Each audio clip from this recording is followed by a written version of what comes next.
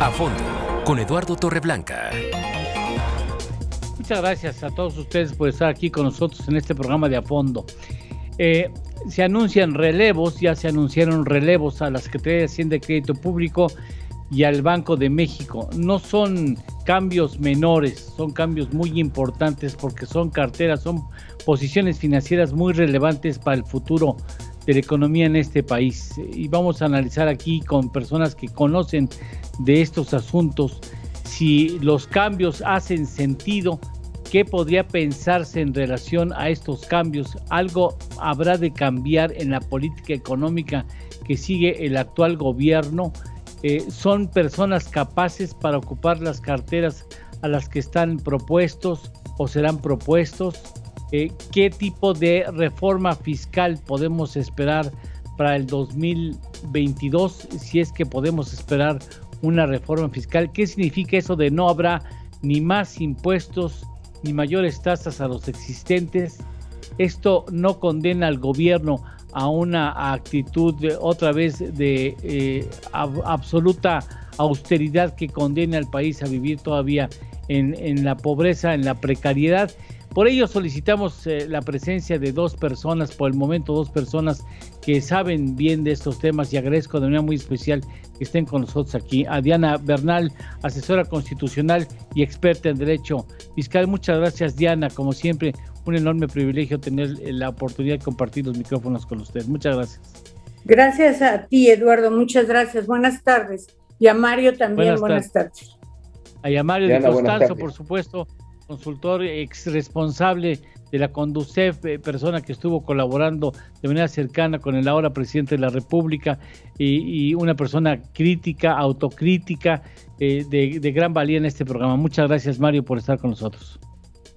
Eduardo, muchas gracias, muy buenas tardes. Diana, buenas tardes. Un saludo a todos. Hola, muchas gracias. Mario. Bueno, primero le quisiera hacer a bote pronto una cuestión así muy epidérmica.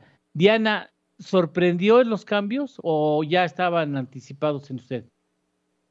No, en mi caso personal creo que no me sorprendieron mucho porque como sabemos muchos y como incluso ha sido público, Rogelio Ramírez de la O viene trabajando con el presidente de la República desde 2003 e incluso al parecer era su primera propuesta para secretario de Hacienda, ahora que iba a entrar en 2018 como presidente de la República. Sin embargo, al parecer, debido a que Rogelio Ramírez de la O tiene un importante trabajo de consultoría a grandes empresas fuera del país, pues no había logrado aceptar la propuesta del presidente. Ahora que la está aceptando y que además vamos a la segunda parte del sexenio con grandes necesidades, como bien lo dice Eduardo, de gasto, y además con esta esperada, cacareada reforma fiscal que no sabemos si se concreta o no, creo que está muy bien este pequeño cambio de timón. Digo pequeño porque en realidad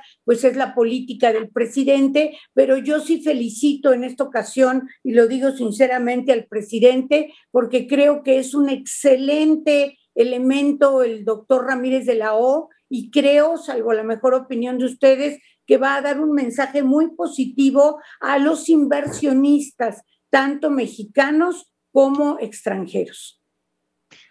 Mario, el presidente dice que la economía va bien. Si va bien, ¿cómo podemos interpretar los cambios? Mira, primero, yo creo que no va bien la economía, es un hecho.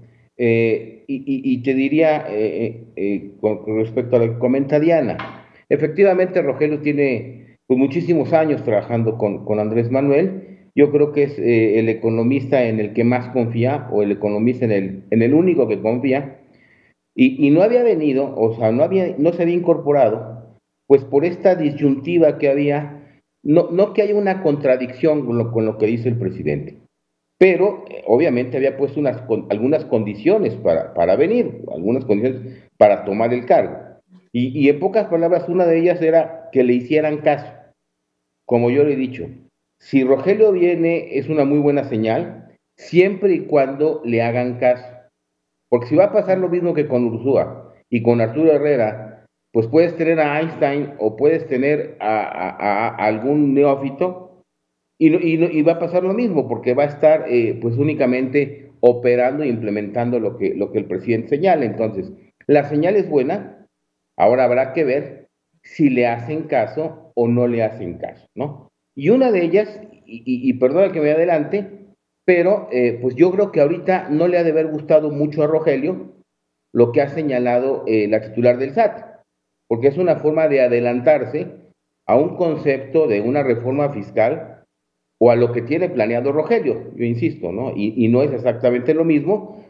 Trabajé mucho con Rogelio Ramírez en un principio, trabajé muy de cerca con Andrés Manuel, era parte del equipo económico de Andrés Manuel, y yo te aseguro que la reforma que en esos momentos planteaba Rogelio y que planteamos en algún momento, pues dista mucho de lo que hoy por lo pronto dijo la titular del SAT, ¿no? Entonces, pues ojalá le hagan caso a Rogelio, es un buen mensaje. Si no le hacen caso, pues evidentemente la economía se va a seguir yendo a picada, como lo hemos visto. Bien, es cierto. Diana, no son carteras menores, son muy importantes. Incluso se recomienda que ese tipo de carteras, este tipo de despachos, no se ande moviendo al personal, porque eso finalmente afecta la consecución de objetivos y trastoca estrategias. Es muy importante. El presidente lleva a su tercer secretario de Hacienda y no lleva la mitad de su administración. Entonces, la verdad es que sorprende, pero quizás también anima la posibilidad de que haya un giro de timón, un golpe de timón, en donde pudiéramos ver alguna variación a la estrategia económica que se marca desde Palacio Nacional. Sin embargo, pues me sorprende también, y quisiera conocer el punto de vista, me sorprende también que el SAT se adelante en un asunto que yo entiendo correspondería a la Secretaría de Hacienda y Crédito Público, y no a la directora del SAT anunciar qué tipo de reforma, ni al propio presidente que lo anunció antes que la directora del SAT. O sea, pues bonito papel que me dejan aquí como próximo secretario de Hacienda y Crédito Público, y nadie me da la oportunidad de expresar mi punto de vista con respecto a la reforma fiscal que puede implementarse. Diana.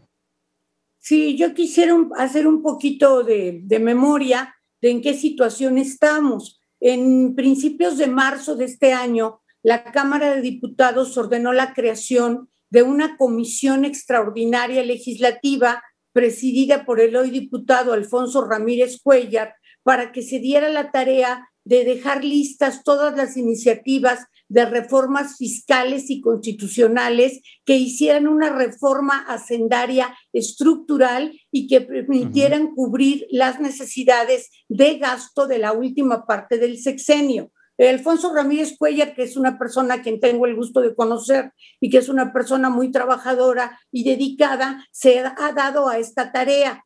A mí me invitó a participar en el grupo fiscal e incluso ahí pues ya estábamos dándonos a la tarea de preparar diversas iniciativas, sobre todo atendiendo a las tendencias internacionales. Es una tendencia internacional impulsada por el propio Joe Biden y que también se está dando en la Unión Europea, el de subir los impuestos, tanto a las personas físicas como los impuestos corporativos.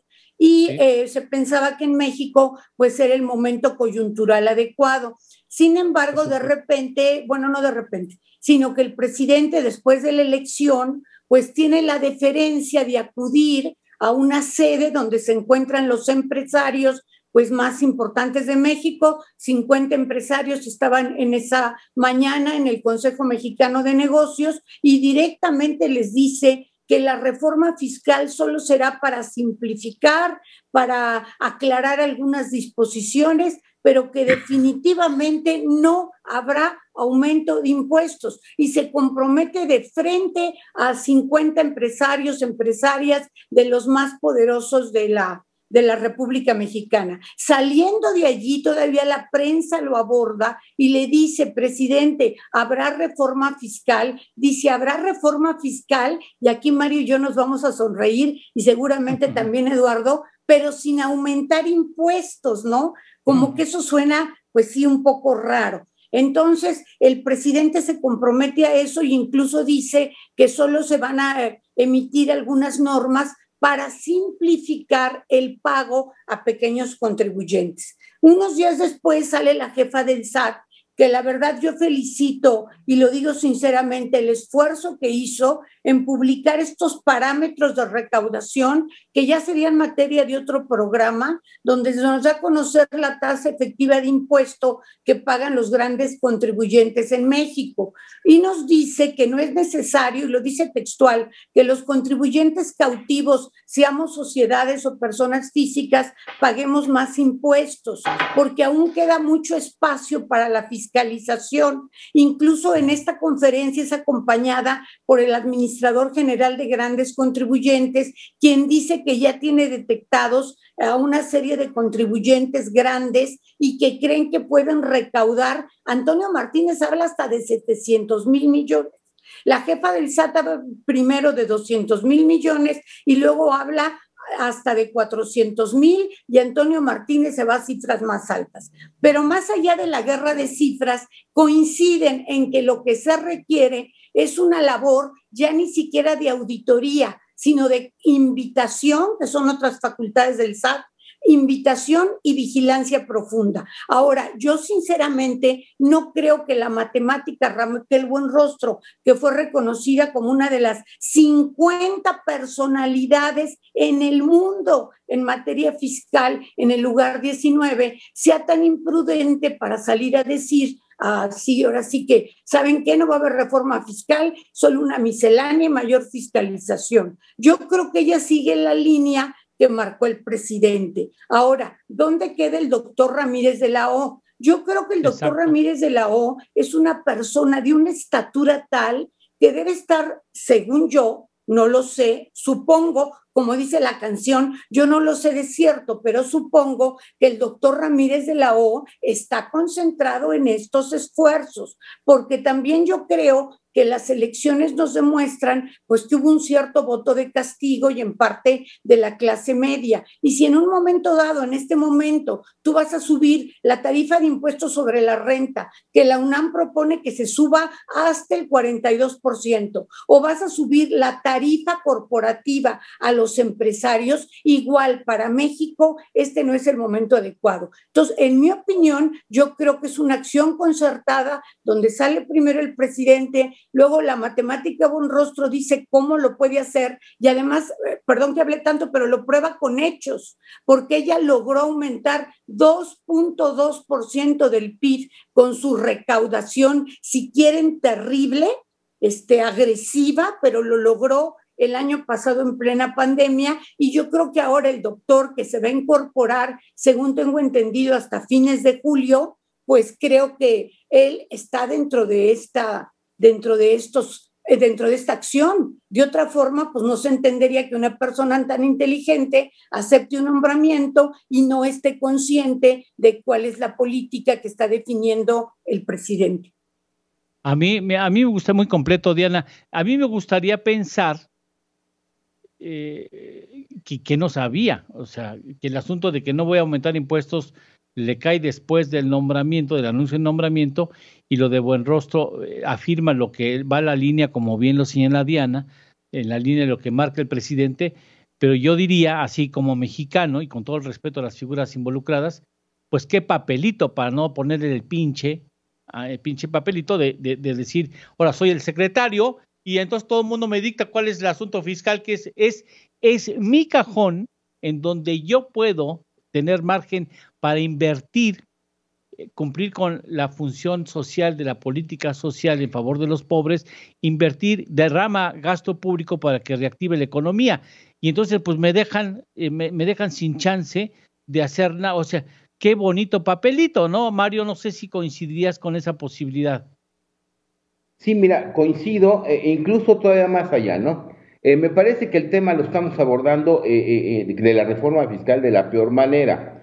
Efectivamente, ya había un grupo ahí trabajando en la Cámara de Diputados, pero de entrada hoy no tenemos montos. ¿Y a qué me refiero? Es, una vez más, ¿para qué queremos una reforma fiscal? ¿Para seguir financiando caprichos de gasto del Ejecutivo o para redefinir el pacto fiscal con las entidades federativas que han visto caer sus participaciones? ¿De dónde vienen las cifras de Raquel Buenrostro? Yo les voy a platicar la historia, porque además las hacíamos.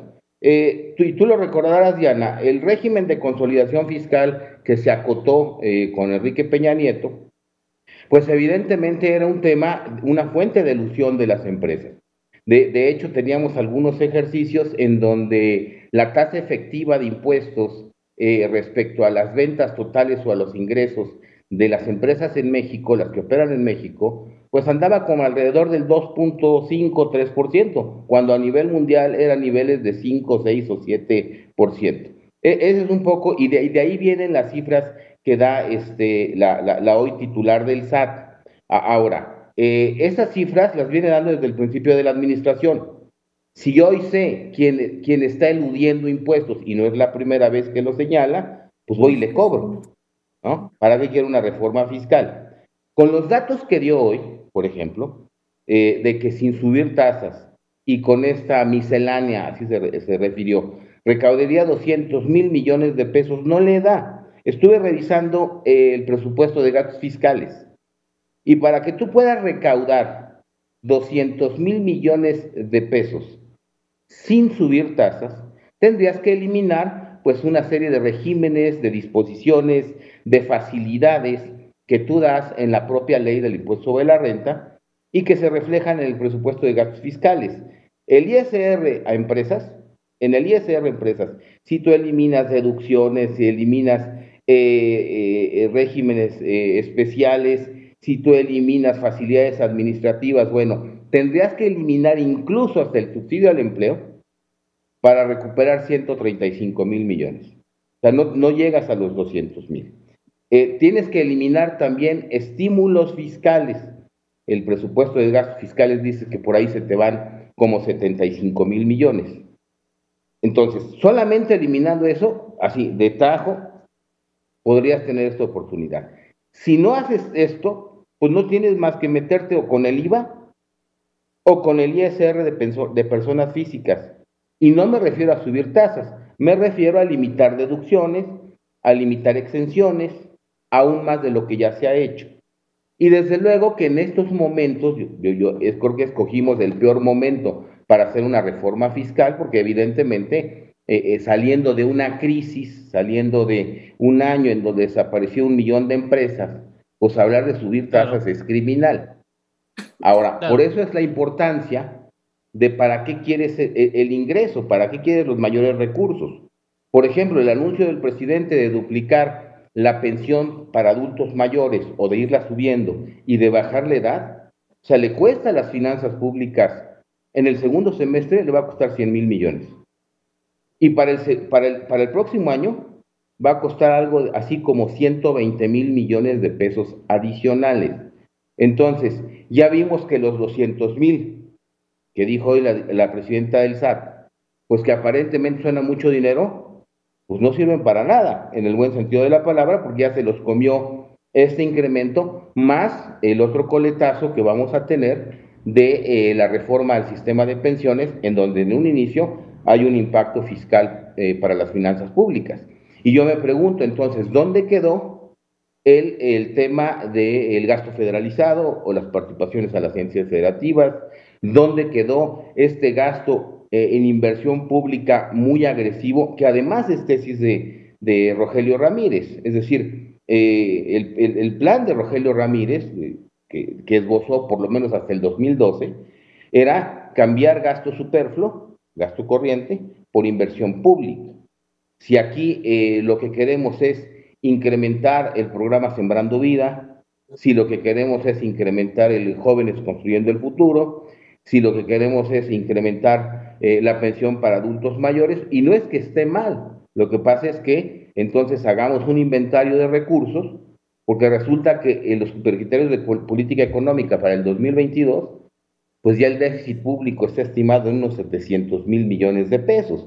¿Qué quiere decir esto? Que tenemos hoy, ya de entrada, en los precriterios para el próximo año, un faltante de 700,000 millones, 650,000 millones de pesos, más toda la carga fiscal que se genera. Entonces, creo que estos anuncios de que simplificando recaudo más, pues se nos va a hacer una danza de cifras que al rato vamos a tener un desorden que refleja este desorden que ha habido en la política de gasto.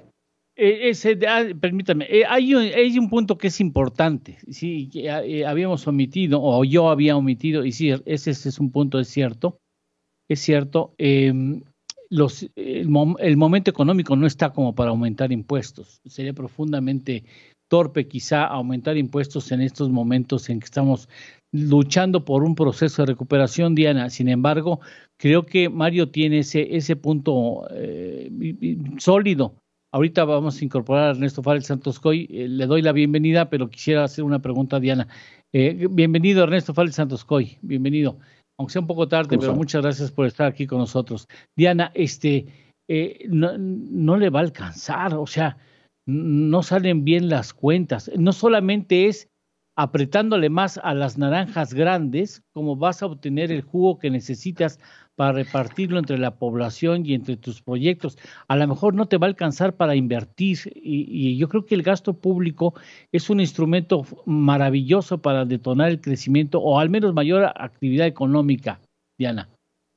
Bueno, allí obviamente vamos a estar de acuerdo. Mario y yo trabajamos ya hace varios años juntos en la Cámara de Diputados y desde entonces sabíamos que realmente de todo el gasto programable es mínimo el porcentaje en el que te puedes mover para infraestructura pública o para otra serie de programas. Ahora, como dice Mario, simplemente con duplicar la pensión a los adultos mayores y bajarla a los 65 años, más todos los programas que hay, Sembrando Vidas, Jóvenes Construyendo el Futuro, pues esto cuesta mucho dinero. Y es evidente que si antes las finanzas estaban pobres, pero había algunos fondos de contingencia, en este momento es evidente que un presupuesto ortodoxo, inercial, no va a cubrir las necesidades de gasto. Es por eso que se estaba intentando por la Cámara de Diputados hacer la reforma fiscal. Pero veamos el otro escenario, que ya lo apuntaron y lo voy a decir brevemente. El otro escenario es, ¿realmente México en este momento está en posibilidad de implementar una reforma fiscal que aumente tasas? Y lo digo desde dos puntos de vista. Uno, pues lo golpeado que está la economía en esta situación, y otro, hay capacidad y legitimación política para convocar a un pago mayor de impuestos en este momento en el país. Entonces realmente estamos en una encrucijada, y dentro de esta encrucijada, y con esto acabo, creo que la jefa del SAT no nada más habla por hablar, porque el año pasado logró recaudar, yo sé que no le da, pero sí ha dado, porque logró recaudar 2.2 del PIB con pura política de revisión fiscal. Ernesto, hiciera una primera intervención con lo que has escuchado, que imagino que te demuestra que la calidad de la mesa. Sí, claro, muy buena calidad. Quisiera agregar a la preocupación que están manifestando que adicionalmente el 18 de marzo el director general de Pemex, el señor Romero, dijo: ya está autorizado, a partir de ahora el gobierno federal va a asumir todas las amortizaciones de la deuda de Pemex. Este año son $6,000 millones, el año entrante son $10,000 millones más, y así nos podríamos seguir en los siguientes años con una curva de vencimientos crecientes. Pemex debe $113,000 millones. Bueno, el año entrante, nada más con este concepto, son a tipo de cambio de 20 pesos, $200,000 millones. ¿De dónde? Me parece que es obligado que se dé una reforma fiscal y debe ser muy profunda. Y no creo que el señor Rogelio Ramírez de la O haya aceptado el cargo sin imponer sus condiciones, y una de esas debe ser una reforma fiscal profunda. Es una reforma hacendaria, pero es cierto lo que señala Mario y lo que confirma Diana. No es este el momento para pensar en recargarte más o incorporar los informales o hacer una simplificación. Quizá este no es el momento para una reforma hacendaria, o sí, Mario. Mira, yo lo veo muy complejo, sobre todo pues por la situación económica. Ahorita lo que menos quieren, a ver, las empresas ya tienen una carga adicional pues importante con el tema del outsourcing. Las empresas ya tienen una carga fiscal importante con la reforma al sistema de pensiones, donde van a tener que aportar más por cada trabajador que tengan. Las empresas no han tenido acceso al crédito, las empresas, es decir, están cuesta arriba y todavía les voy a subir la tasa, no se me hace. Por eso es que yo digo, es que tenemos que optimizar el gasto. Yo no creo que, a ver, hace 5 años, y nos tocó reclamarlo a lo mejor en el Congreso junto con Diana, hace 5 años o 10 años, reclamábamos que Hacienda le quitaba todo su dinero a Pemex. Hoy, Pemex le quita todo el dinero a Hacienda. Por la millonada que se le ha metido en estos 2 últimos años. Entonces, creo que una postura de Rogelio, yo quiero pensarlo, porque así era el esquema que él planteaba, era, pues ya no le podemos dar tanto dinero a Pemex.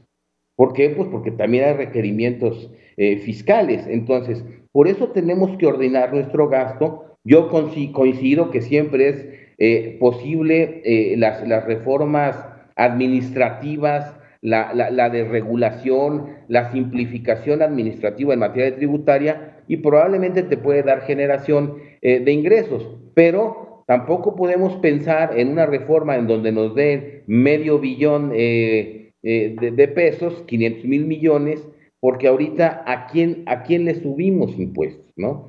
Me parece que sí, tú todavía tienes un nicho en el tema de grandes empresas. Se ha hablado del impuesto a la riqueza, que muchos países quieren impulsar incluso con motivo de la pandemia. A lo mejor se vale, pero eso no te va a alcanzar. Entonces, de lo poco que se obtenga o de lo que se logra alcanzar sin golpear la economía, pues porque también hay otro fenómeno, no hemos recaudado porque no hemos crecido.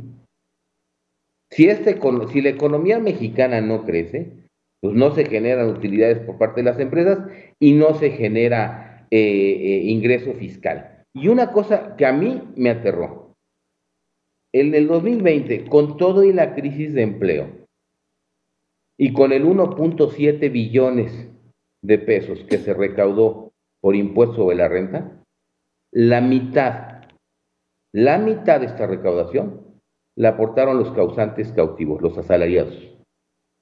Es un dato tremendamente inequitativo si lo hablamos desde el punto de vista fiscal. ¿Cuál es la capacidad de generación de riqueza de los asalariados y cuál es la capacidad de generación de riqueza de las personas morales, de las empresas?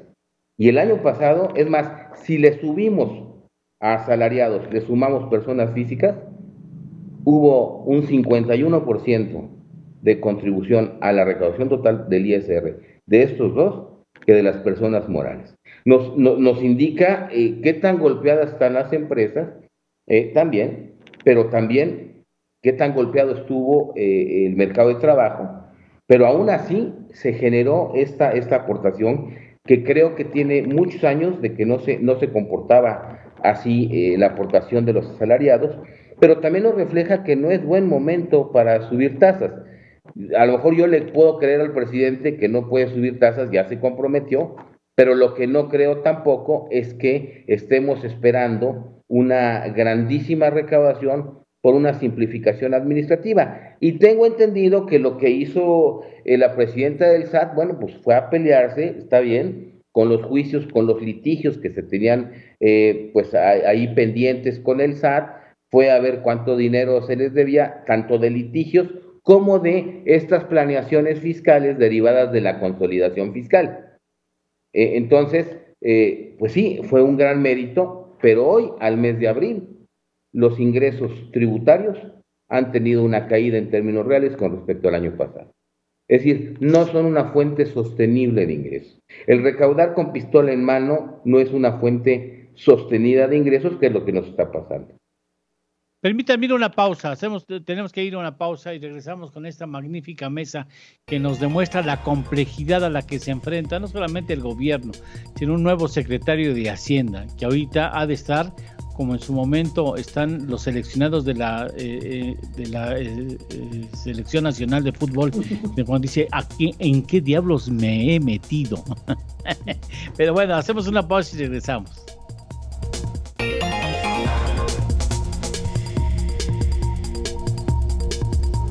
Bien, pues el tema no es sencillo, ciertamente, es muy complicado, y hemos pasado por alto, y me imagino por qué, porque esto lo que estamos discutiendo o analizando es mucho más importante.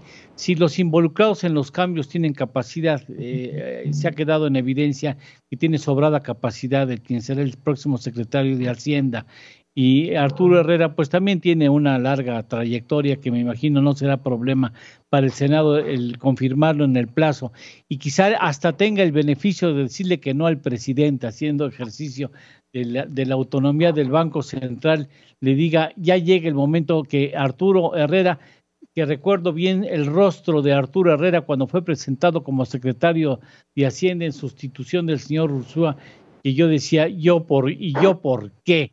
Y bueno, le fue cambiando el rostro, y creo que ya le toca el momento ahora de defender la autonomía del Banco Central, si es que el presidente piensa que por haberlo promovido como gobernador del Banco Central tendrá derecho de seguirle dándole instrucciones a Arturo Herrera. Espero que eso no suceda.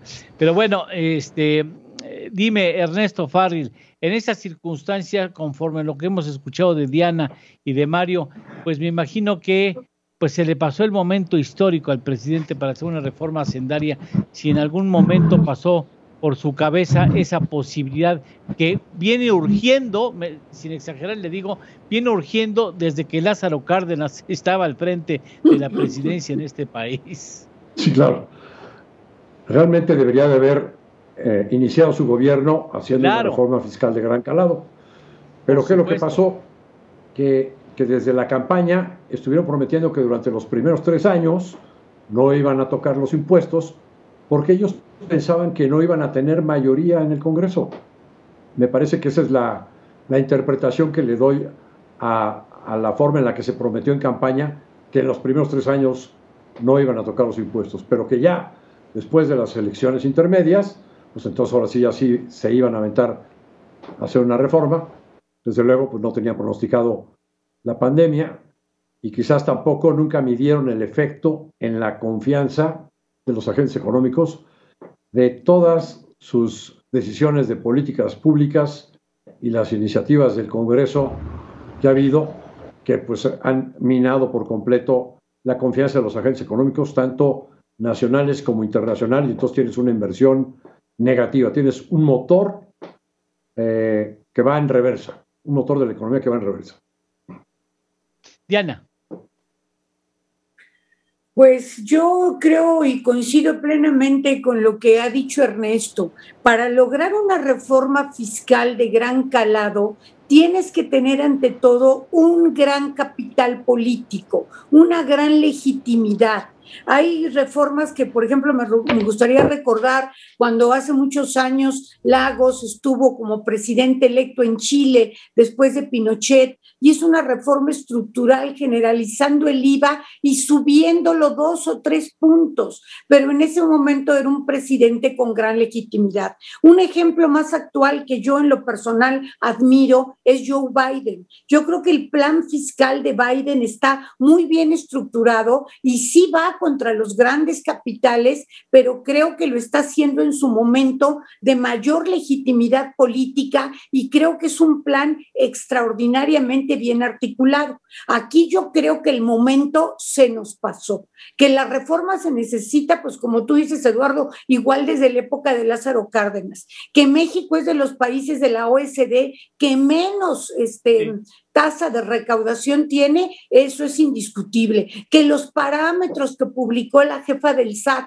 son vergonzosos, yo sí creo que son vergonzosos, porque voy a poner un ejemplo. Por ejemplo, la industria automotriz en venta al consumidor de vehículos, y estoy hablando de grandes contribuyentes, de hasta 150,000 pesos, tiene una tasa efectiva de recaudación de 1.15. ¿Qué significa esto? Que de cada 100 pesos que la empresa ingresa, no como utilidad, sino como ingreso, van a parar al fisco en promedio 1.15. Realmente, y esto tampoco Mario me dejará mentir, han sido históricos los esfuerzos de los gobiernos y de Hacienda por lograr que las empresas paguen impuestos. No digo que todas estén mal, pero por eso tuvimos el impuesto al activo hace muchos años, por eso tuvimos el YETU, por la necesidad de que por lo menos se pagara un mínimo de impuestos, por eso quitamos el régimen de consolidación,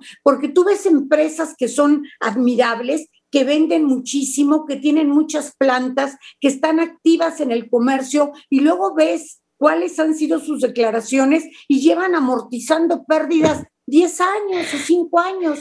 Entonces yo sí creo que efectivamente, sin poner a todos en el mismo, en la mismo cajón, yo sí creo que hay una gran deuda tributaria, social de las grandes empresas, y tan es así que uno de los primeros paradigmas que Biden está luchando por imponer, que yo saludo y que ya obtuvo el consenso del G7, es el impuesto mínimo global, de tal manera que por lo menos existiera en todos los países una tasa mínima del 15% para evitar la elusión fiscal y la transferencia indebida de utilidades. Y allí están poniendo el énfasis estos países, sobre todo no en todas las empresas multinacionales, sino en las grandes empresas multinacionales, en especial las digitales, como puede ser el caso de Amazon o de Google.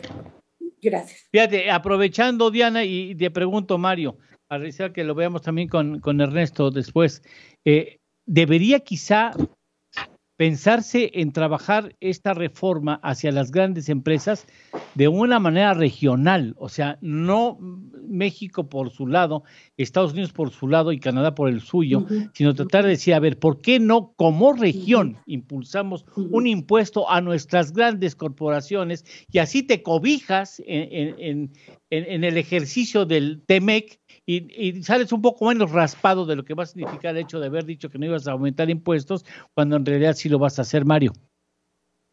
Sí, bueno, definitivamente, a ver, la reforma la tenía Andrés Manuel, la tenía. ¿Por qué digo que la tenía? Pues porque uno de sus lemas de campaña, lo que siempre decía en los discursos del Zócalo, es que las grandes empresas no pagaban impuestos, gracias al régimen de consolidación fiscal y a otros muchos, la depreciación acelerada de activos, la consolidación, los precios de transferencia, la deducción de terrenos en empresas inmobiliarias, etcétera, etcétera. Entonces, la reforma estaba. Incluso yo como diputado federal, perteneciendo al equipo de AMLO, presentamos 2 o 3 reformas, te puedo decir casi dictadas por Rogelio Ramírez de la O y por el propio Andrés Manuel en ese momento. Entonces, la reforma estaba. ¿Por qué no la quiso hacer? Habrá que preguntarnos. Porque sí dijo que la gasolina iba a bajar, que los impuestos no iban a subir, que todo lo que se podía obtener 500,000 millones de pesos de la corrupción. Cuando sus gentes llegaron y se dieron cuenta que no se encontraron bolsas de oro en el presupuesto de egresos de la Federación, que sí había algunos excesos, pero que no eran los dispendios que él se imaginaba que eran. Entonces fue cuando dijo, caray, ¿y ahora qué voy a hacer? La mejor muestra es que, bueno, pues en ningún rubro hoy está contabilizado los ingresos por corrupción. Y cortó tanto el gasto público que le pegó a la inversión pública, que cortó músculo, que dejó de cortar grasa y cortó músculo. Y por eso estamos en la situación en la que estamos ahorita. Ahora bien, sí, efectivamente, todavía el año pasado, porque con Peña se acotó el régimen de consolidación fiscal, no se desapareció. Si hoy ves tú empresas que cotizan en bolsa, todavía el año pasado hice un ejercicio, pues hay impuestos diferidos por muchísimas, El año pasado conté no menos de más de 100,000 millones de pesos todavía en impuestos diferidos. Entonces, creo que ese es un asunto que él tiene que decidir, pero obviamente el consejo de asesor fiscal que tiene, pues yo dudo mucho que Ricardo Salinas, que los integrantes de Antonio del Valle le digan, oigan, vamos a ponernos un impuesto, o vamos a cerrar la consolidación fiscal, o vamos a cerrar los precios de transferencia, o vamos a cerrar estos regímenes, el pago de regalías, ¿no? El comprar los derechos de una comedia en un paraíso fiscal, porque si los compro en el país de origen tengo que pagar más impuestos, etcétera, etcétera, y lo conocemos. Entonces, si tú no puedes subir tasas, porque además no puedes seguir castigando a la clase media, que es sobre quien ha descansado tu recaudación. Creo que lo que tienen que hacer es moderar el gasto público, es decir, optimizar el gasto público, sí ir a una desregulación, una simplificación de impuestos para tratar con eficiencia recaudatoria, recaudar más. El tema del IVA, pues Andrés primero se da un balazo en la cabeza que poner el tema del IVA en la mesa, aunque ya la tecnología nos permite hacer otro tipo de cosas, y desde luego hablar de un incremento de tasas ya no lo van a hacer. Esto le está costando al país, sí le está costando al país. En 2 años nos hemos endeudado 2 billones de pesos, precisamente por esta falta de recursos, y este gasto, que vuelvo a señalar, ha sido un gasto descontrolado, ha sido un gasto que se ha disparado y que no sabemos en dónde está. Desde luego que pues mucho está en Pemex, mucho está en la deuda y mucho está en estos programas sociales que hoy ni siquiera hemos evaluado. Luego entonces, lo que yo podría o que tendría que hacer es, si esta reforma desregulatoria y una optimización, un replanteamiento del gasto público. Dame una síntesis en 2 minutos, Ernesto, antes de ir a una pausa, por favor. Sí, cómo no. Yo me preguntaría si es compatible una reforma fiscal con una política económica que sea amigable al empleo y a la inversión. Y me parece que sí hay una avenida importante, una ventana de oportunidad para poderla conformar de esa manera. Si seguimos, como siempre, recargándonos en los causantes, los mismos de siempre, en la economía formal, en las clases medias, y no hacemos algo como lo que está planteando Mario, de irnos a las grandes empresas, pero por otro lado también para incorporar a mucho más gente en el esfuerzo recaudatorio, me parece que vamos a lograr muy poco, pero sobre todo que la economía no crezca. Hay que recordar que nuestro vecino del norte tiene hoy impuestos a la tasa del 21%. Están planteando, junto con los países europeos, una tasa mínima de 15% para las grandes compañías transnacionales digitales. Bueno, pues aquí las tasas de impuestos está al 30%, ponle 10% de reparto de utilidades, que ahora con el outsourcing pues va a ser más evidente que se va a tener que pagar. Y luego ya estamos en el 40%. Si una empresa retira dividendos, porque sus inversionistas son internacionales, pues adicionalmente le cobras el 10% sobre dividendos. Estás hablando de una tasa del 50%. Totalmente descompetitiva. ¿Cuál es la diferencia entre el sistema fiscal aquí y el europeo o el americano o el canadiense? Que allá incluso los ricos están dispuestos a pagar más porque los impuestos se ven en calidad de servicios. Aquí en México no se ven. Bien, permíteme una pausa y regresamos ya para las conclusiones de esta mesa que ha sido realmente muy rica y le agradezco a los invitados. Vamos a una pausa, regresamos.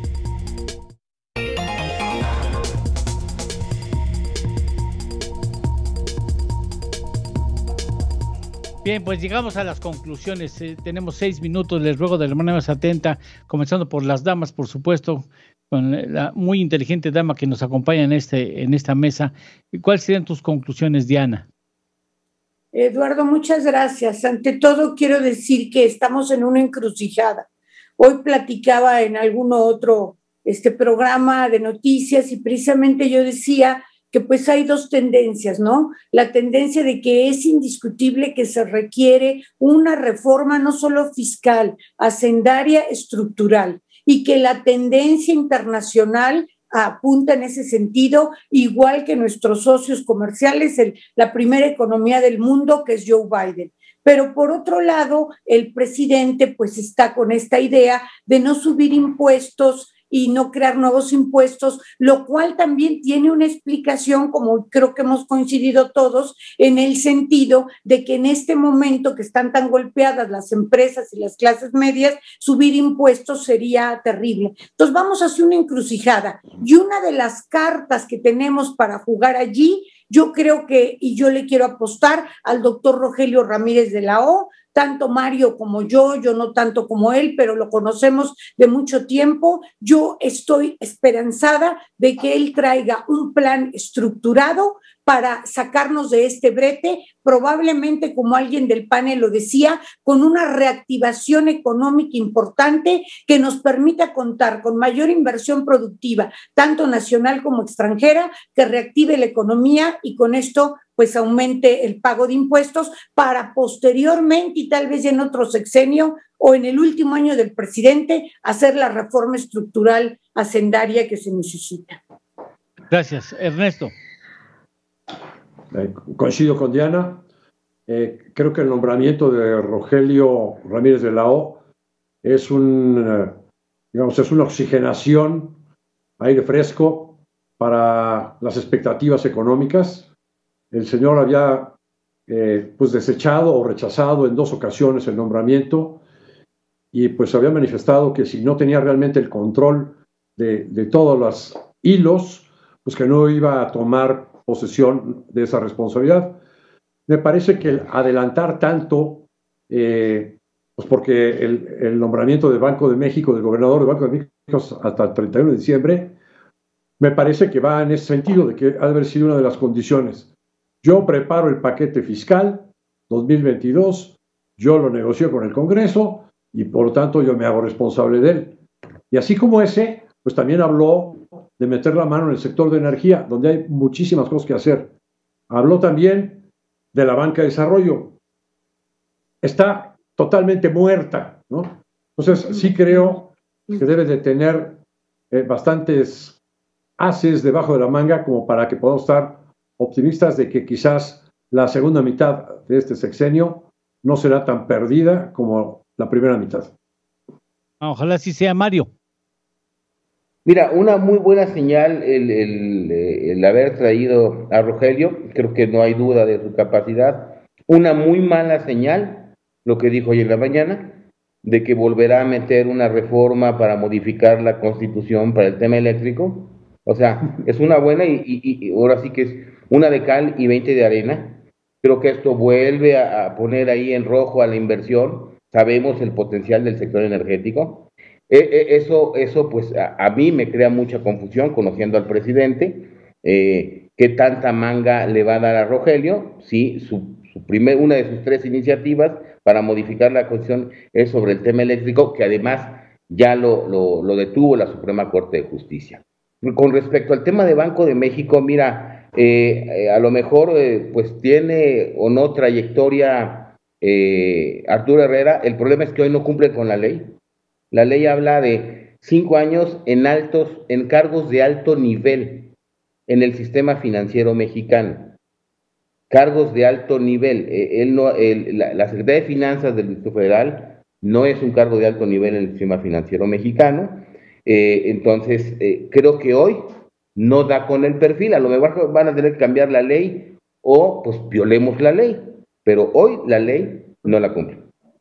Eso es importante. Pues, además de que habla reconocida experiencia en materia monetaria, cosa que pues está ahí en la mesa. Yo no hice la ley, ahí está, y creo que su perfil no da para lo que hoy dice la ley. Y finalmente, con la reforma fiscal, sí estamos en una encrucijada. Creo que yo revisaría, volvería a peinar el presupuesto de gastos fiscales, tratando de cerrar un poquito la porosidad del impuesto sobre la renta, en lo más que se pueda para obtener algunos recursos, pero sobre todo hay que replantear la política de gasto público.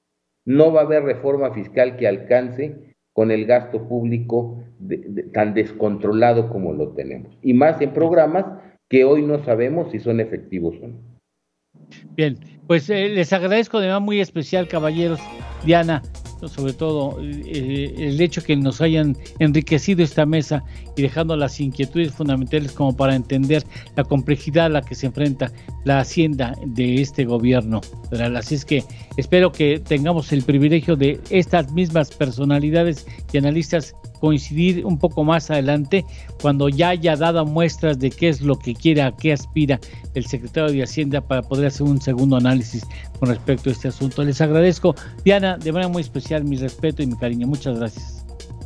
Muchas gracias, Eduardo, al panel. Muchas gracias. Muchas gracias, mi estimado Mario. Muy amable. Muchas gracias. Ernesto. Muchas gracias, Un Ernesto. honor estar con ustedes. Muchas gracias. Gracias. El honor, por supuesto, gracias. Aquí estar en este programa en PCTV. Muchas gracias, TVC Noticias. Y entregamos la señal a Alberto García. Espero